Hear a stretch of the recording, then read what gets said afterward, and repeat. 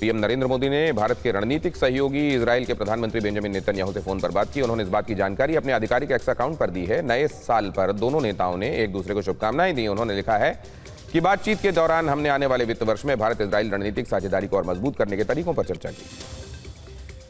भारत ने बंगाल की खाड़ी में नोटैम यानी नोटिस टू एमएन जारी किया है। यह नोटैम 12 जनवरी सुबह 7:30 बजे से लेकर 13 जनवरी दोपहर 2:30 बजे तक के लिए जारी किया गया है। इस दौरान Bharat naval ship firing exercise में हिस्सा लेगा। सुप्रीम कोर्ट ने देश में कुत्तों के काटने की बढ़ती घटनाओं पर चिंता जताई है। पीठ ने कहा कि लोग शिकार हो रहे हैं, उनकी मौत हो रही है। कोर्ट ने नियम नहीं लागू होने पर नगर निगमों को फटकार लगाई। सुनवाई के दौरान जज ने कहा कि कुत्तों से दुर्घटनाओं का खतरा होता है। सुबह सुबह कौन सा कुत्ता किस मूड में है, ये आप नहीं जान सकते। कल इस मामले पर फिर से सुनवाई होगी। ग्लोबल वित्तीय संस्था गोल्डमैन सैक्स ने वित्त वर्ष 2026-27 में भारत की जीडीपी ग्रोथ 6.8% रहने का अनुमान जताया है। चालू वित्त वर्ष के लिए अनुमानित 7.3% दर से कम है। हालांकि सरकार के आंकड़ों के मुताबिक वित्त वर्ष 2025-26 में भारतीय अर्थव्यवस्था की दर 7.4% रहने का अनुमान है।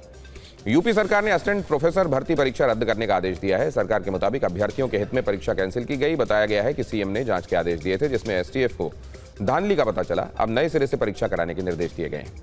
बिहार ज्वेलर्स एसोसिएशन ने फैसला लिया है कि राज्य की सभी ज्वेलरी शॉप में अब हिजाब, नकाब या घूंघट पहनकर आने वालों की एंट्री नहीं होगी। साथ ही हेलमेट या मुरेठा पहनकर आने वाले पुरुषों की एंट्री भी बैन की गई है। इस फैसले पर सियासत भी हो रही है।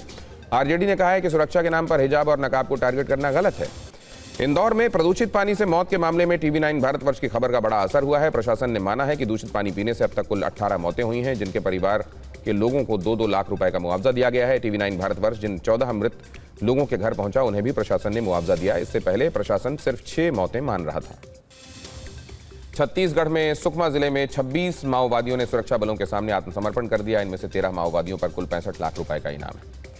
आईसीसी ने बांग्लादेश क्रिकेट बोर्ड की T20 वर्ल्ड कप के वेन्यू बदलने की मांग को खारिज कर दिया है। आईसीसी ने स्पष्ट किया है कि बांग्लादेश को अपने सभी लीग मैच भारत में ही खेलने होंगे। अगर ऐसा नहीं किया गया तो उसे अपने अंक गंवाने पड़ेंगे।